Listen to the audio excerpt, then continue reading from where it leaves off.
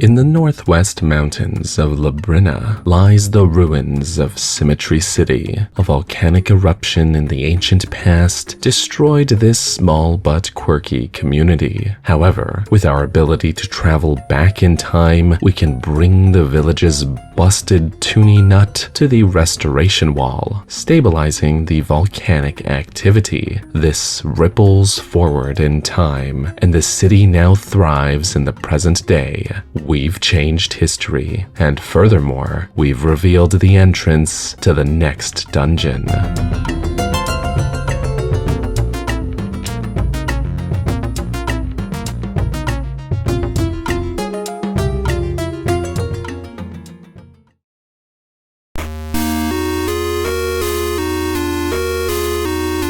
Welcome to the Skull Dungeon. This is our token fire dungeon. And yeah, it's shaped like a skull, with floor 1 making up the bulk of the face, while the basement floor resembles the lower jawbone. This one is another case where I don't feel like the layout holds this dungeon back from greatness. But first, let's of course talk about the aesthetics. In terms of architecture, it's nothing to write home about, but it gets the job done well enough. The wall texture is shared with Poison Moth's lair from Seasons, though recolored to this greenish hue. The floor tiles, meanwhile, are unique as far as I can tell, though still somewhat generic. They do look like little upside-down faces though, and that always gives me a chuckle. That said, there's magma all over the place, cementing the visual identity and theming. Not every dungeon has to be pretty to look at, as long as it is recognizable and distinct. So I would say this one gets by just fine. And while puzzle elements tend not to jump out quite as much as in, say, Wing Dungeon, they are recognizable enough, especially for being this far into the game, where we've had enough time to get used to seeing them. As for the music, I actually quite like this one. It's by no means my favorite dungeon theme, and it's not as fun as Moonlit Grotto, but it's quite fitting. It balances that confident energy that the previous dungeon had with another feeling that I don't think is quite spooky per se, but feels a little more serious.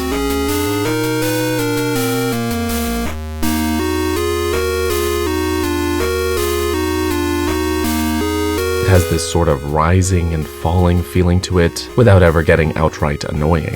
This is the kind of piece that could sound really dramatic with the right instrumentation, but as it stands on the Game Boy Color, I think it works pretty well for this place.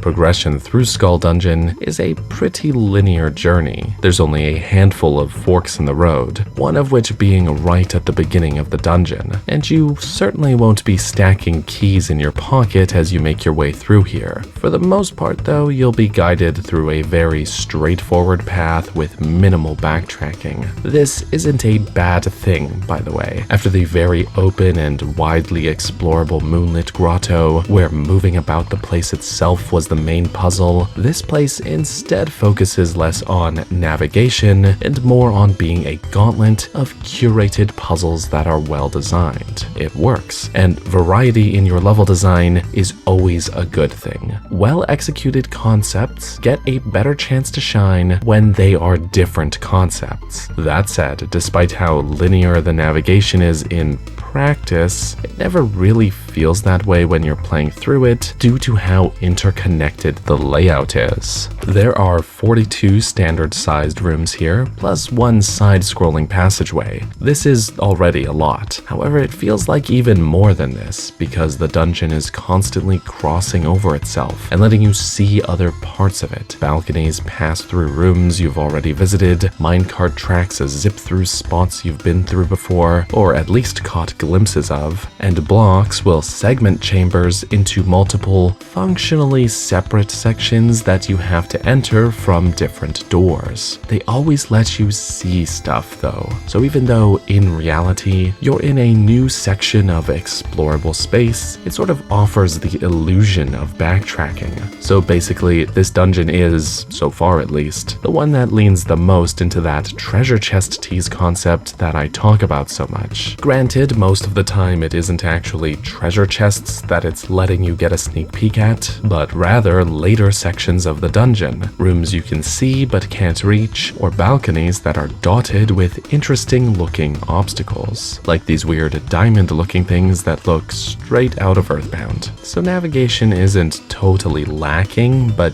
isn't the focus this time around. Instead, the draw here is all about the puzzles, and some platforming sections, all more or less building off of what previous dungeons established. We've got color-changing tiles that you need to jump over to match patterns, we've got ricochet puzzles, rolling cubes, bar gates to open, minecart tracks to switch, and more. One of my favorite puzzle concepts seen here is the Eulerian Path puzzle, which, dear Hylia, I hope I have my terminology right. This is sort of a play on the color-changing floor tile puzzles, but far more in-depth. Essentially, you must find the correct path to walk through the room, stepping on each floor tile once. It sounds simple, but enough obstacles are littered throughout these rooms to make it more challenging than it appears. These puzzles are great. The premise is elegant in its simplicity, just the right amount of challenging in execution, and makes you feel like an absolute big brain when you pull it off.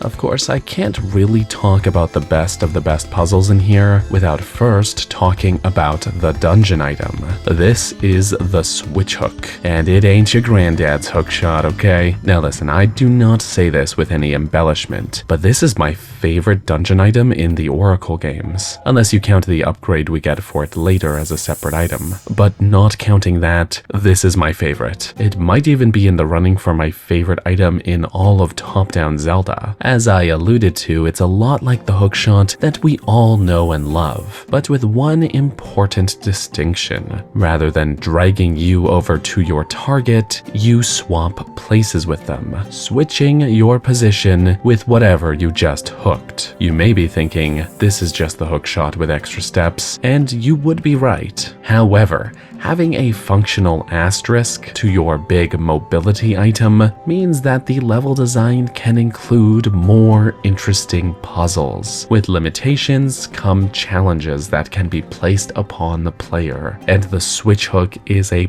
perfect example of that. So of course we're going to be using this thing to cross over gaps and reach new areas. However, now there are also puzzles in which we must bring an item over to hold down a button, meaning we must be mindful of our positioning and the positioning of the objects around us. As a side note, yes, this even works on enemies. Nowhere is this better put to use than the boss key puzzle. We've had plenty of time to get acquainted with our new tool by this point, and how to use things in our environment to press down buttons, so the objective should be understandable, but they added one extra wrinkle to this one, a wrinkle we did see in a previous sort of platforming room. Rather than this room containing the usual diamond thingies, there's only clay pots. And Zelda veterans will know that these things are made for breaking. What that means is that once we've used one, it's gone. And if we mess up this puzzle, as I always do, then we will need to reset the room and start over. The placement of these pots, as well as the lava and barrier within this room, end up making for a puzzle that looks simple at a glance, but ends up being one that you need to stop and think about before acting.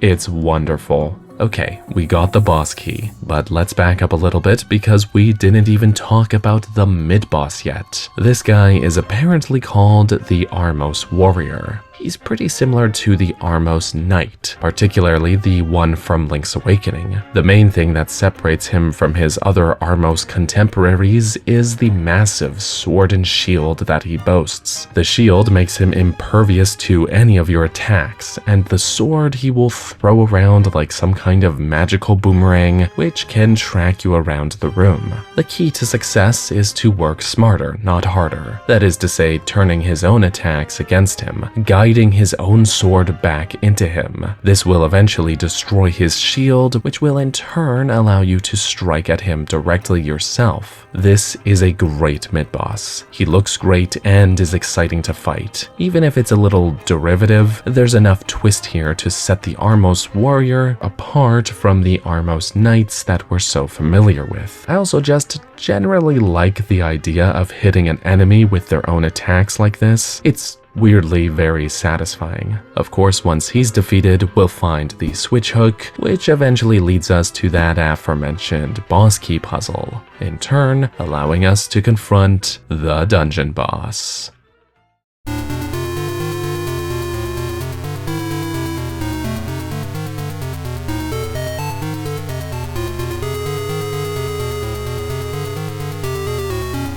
Floating in the air, waiting for us, is Eyesore.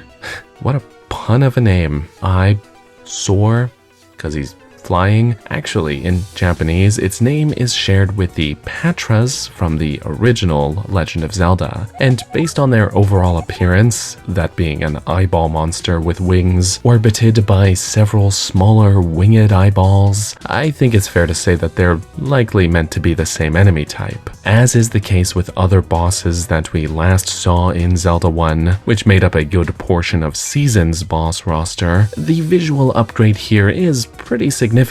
They look good and are surprisingly expressive for being basically just an eyeball. Regardless, Eyesore, as I'll continue to refer to it here, is an alright boss. I think the main challenge here falls under the category of just needing to figure out what to do to begin with, but once you do know, this becomes an incredibly easy battle. And honestly, I don't even think it's all that hard to intuit either. You simply need to use the dungeon item, the switch hook, on the central eye to swap spots, which will disorient it and leave it open to attack. Smack away with your sword, rinse, repeat. That's all there is to it. I won't give it too much of a hard time. I'm willing to cut these handheld titles a lot of slack for how much they experiment and just tend to be really tightly designed. Eyesore, however, just feels like the epitome of generic Zelda boss. Target the big eyeball with dungeon item to stun, hit with sword until dead. I mean, the mid-boss posed far more of a challenge than this one, both in terms of intuiting the method of defeating them, as well as in testing your reaction time. So sadly, despite the design being okay, I don't have all that much more to say about this one. It's not all that tough, it's not all that fun either, but I don't think it's awful.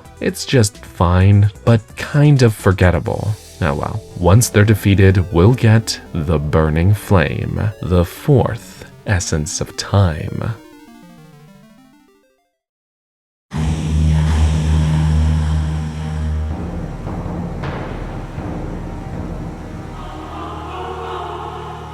So overall, despite a fairly mediocre boss fight, Skull Dungeon is still a very good dungeon with very fun puzzles. I love the way it continues the trend of iterating upon concepts that we saw in prior dungeons, finding time to keep your items useful while still throwing new ideas at us, especially with the use of those Eulerian path puzzles, and of course, the switch hook, which is just such a fun item. I think if anything, this dungeon proves the strengths of tightly designed, well-curated linear level structure. But as I said before, despite how very linear this place is in practice, that incredible sense of interconnectivity sort of masks that. By the way, is it just me, or is this sort of a trend with fire-themed dungeons? Not for all of them, of course, but I do find that pretty often fire dungeons tend to let you cross over and see previous parts of the dungeon.